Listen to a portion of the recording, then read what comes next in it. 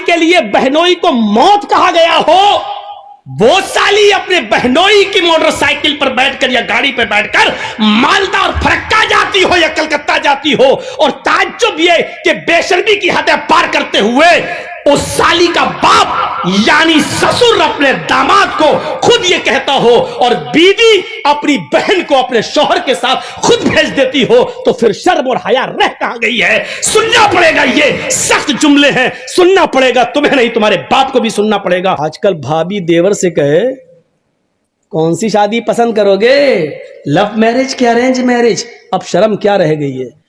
जिस देवर को भाभी के लिए मौत कहा गया हो और वही भाभी देवर के साथ मोटरसाइकिल पे बैठ के कलिया चक जाती हो, तो आप क्या कहोगे?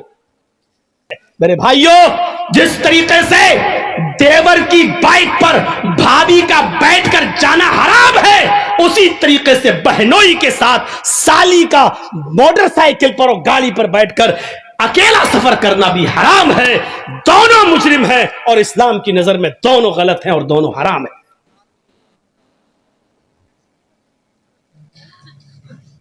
अब सबकी नजरें जा रही होंगी, हाँ कौन लेके जाता है अपनी साली को, सबके दिमाग घूम रहे होंगे, कौन है जो अपनी भाभी को लेके जाता है? बहुत से हैं, स्कूल में पढ़ाती हैं, टीचर हैं। आदमी तो बेचारा सुबह दुकान पे चला गया, छोटा भाई भाभी को पहुंचाने जा रहा है स्कूल, लेने भी जा रहा है स्कूल। अगर देवर और भाभी का रिश्ता इतना पाकीज़ा होता तो अल्लाह के रसूल कभी देवर के लिए मौत का लफ्ज इस्तेमाल ना करते। सोचिए, इस मौत के लफ्ज को कायनात की सबसे बड़ी हस्ती जनाब मोहम्मद रसूलुल्लाह सल्लल्लाहु अलैहि वसल्लम इस्तेमाल कर रहे हैं। सुनो, सुनना पड़ेगा। बीवी के साथ आप खाना खा रहे हैं, अचानक साली आ जाती है, आपकी बीवी कह भी रही है आओ चलो बैठो खाना खा लो, बीवी की मौजूदगी में भी, बीवी की इजाजत के बावजूद भी साली के लिए बहनोई के साथ और बहनोई के लिए साली के साथ खाना जायज नहीं होगा, एक ही प्लेट में एक ही थाली में, जबकि साली का चेहरा खुला हुआ हो और वो बेपर्दा हो। गौर कीजिए मेरे भाइयों, जब बीवी की मौजूदगी में भी साली के साथ बेपर्दगी के साथ अकेले में नहीं बैठ सकते हो, तो साली को मालदा, कलकत्ता और कलियाचक और मुर्शिदाबाद और फरक्का कैसे ले जा सकते हो? बीवी की मौजूदगी में अपने घर में भी साली के साथ नाश्ता नहीं कर सकते हो, तो होटलों में उसके साथ बैठकर खाना कैसे खा सकते हो?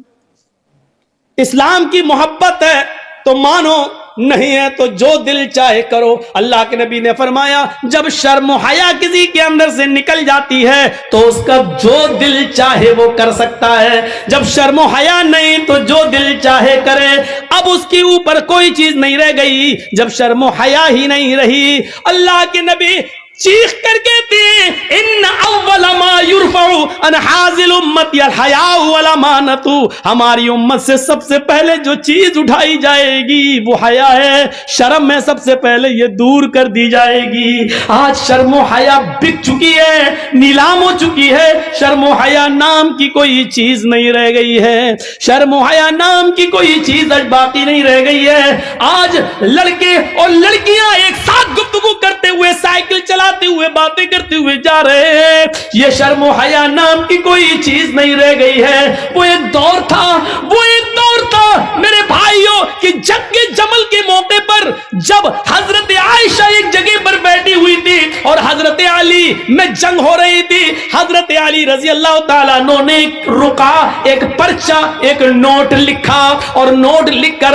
हजरत आयशा के भाई अब्दुल रहमान को दिया और फरमाया कि ये अपनी बहन आयशा को देकर आओ, इसमें मैंने कुछ चीजें लिखवाई हैं, हजरत आयशा को वो पसंद आ जाए तो मुझे बता देना, इसमें हमने कुछ मशवरे लिखे हैं, हजरत आयशा अगर उन मशवरों से खुश हो जाए तो मुझे बताना। ओ मेरे नौजवान साथियों, आए मौजमपुर के लोगों, آئے اس گاؤں میں رہنے والوں, آئے بنگال سے جڑنے والوں, سنو, حضرت عبد الرحمن حضرت عائشہ کے بھائی حضرت علی کا پرچہ لے کر آ رہے ہیں, گھوڑے پر بیٹھے ہوئے, گھوڑے کی پیر کی ٹھوکریں دھول اڑا رہی ہیں. اس دھول میں حضرت عائشہ سمجھ نہیں پائیں گی اس گھوڑے پر بیٹھ کر کون آ رہا ہے. حضرت عائشہ نے جلدی سے پردہ کر لیا اور جلدی سے اپنا چہرہ چھپا لیا اور منہ موڑ لیا, اور عبد الرحمن آتے ہیں اور ان کے ہاتھ میں پرچہ دیتے ہیں, لیجئے یہ پرچہ حضرت علی نے دیا ہے. حضرت عائشہ نے اس پرچے کو لیا اور پرچہ پڑھنے سے پہلے کہا, اے اللہ یہ کون سا دور آ گیا ہے, اے اللہ یہ کیا زمانہ آ گیا ہے, اب لوگ میرے پاس دلیری کے ساتھ آنا شروع ہو گئے ہیں, اب میرے پاس آنے میں شرماتے بھی نہیں ہیں.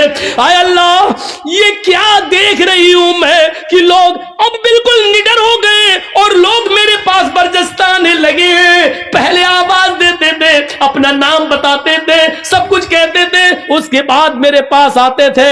اے اللہ اب لوگوں میں اتنی جرات اور بے باکی ہو گئی ہے, اتنی نڈرتا آ گئی ہے کہ اب ڈائریکٹ ہم سے پاس آ گئے اور ہم سے باتیں کرنے لگے ہیں. حضرت عبد الرحمن نے جب اپنی بہن عائشہ کے منہ سے یہ جملے سنے تو کہتے ہیں, اے بہن ذرا پلٹ کر دیکھو, میں تمہارا اپنا بھائی عبد الرحمن ہوں, میں غیر نہیں ہوں. تب حضرت عائشہ نے پلٹ کر دیکھا تو سامنے ان کے سگے بھائی کھڑے تھے.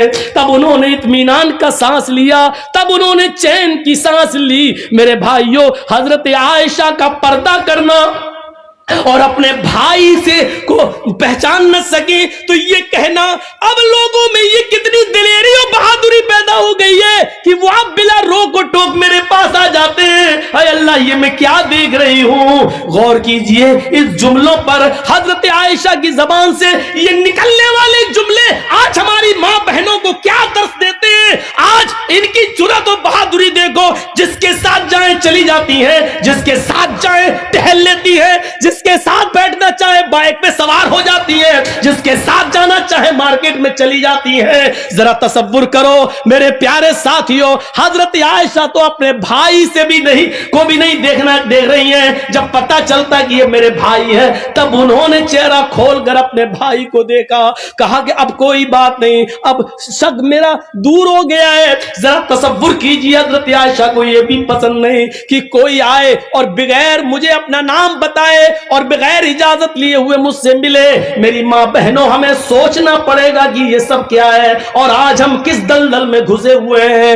ترقی اس کو نہیں کہا جا سکتا ہے جس کو ہم ترقی کا نام دے رہے ہیں, یہ ترقی نہیں ہے جس کو ہم ترقی کہہ رہے ہیں. ترقی آپ کو کرنا ہے تو 1400 سال پیچھے کی طرف آپ کو جانا پڑے گا. جیسا کہ کل میں نے ایک واقعہ سنایا تھا کہ پاکستان کی ایک لڑکی جس کا نام شہناز ہے, آج بھی وہ پائلٹ ہے لیکن چہرے کا پردہ کرتی ہے اور ہاتھ میں گلیوز پہنتی ہے اور ہوائی جہاز اڑاتی ہے, سعودیہ تک کی دوری طے کرتی ہے.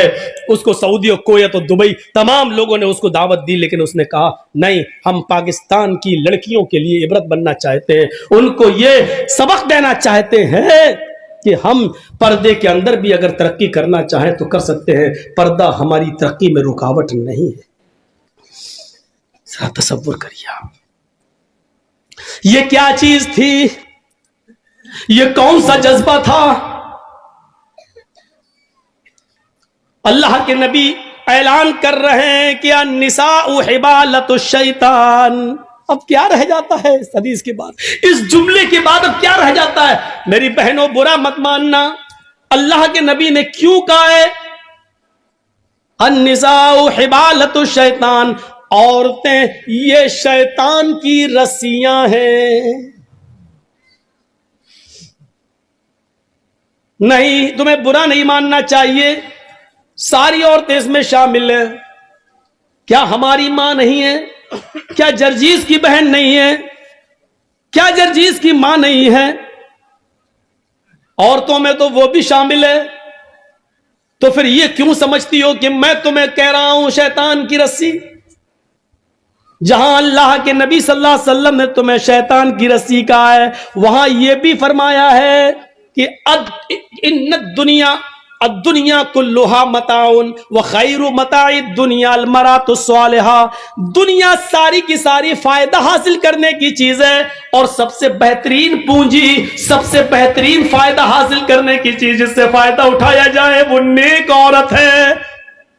غور کرو، یہ بھی کہا جہاں شیطان کا جال کا ہے، شیطان کی رسی کا ہے، وہاں دنیا کی سب سے محبوب چیز بھی تمہیں بتایا ہے۔ اب دونوں کے فرق کو سمجھو، کیا کہا ہے؟ النساء حبالۃ الشیطان لیصید بها الرجال، لیصید بها الرجال، شیطان کی رسیاں ہیں یہ عورتیں، اور شیطان اسی جال کو ڈال کر، اسی رسی کو ڈال کر مردوں کا شکار کرتا ہے۔ شیطان جب کسی آدمی کو پھانستا ہے تو اسی شکار کا استعمال کرتا ہے۔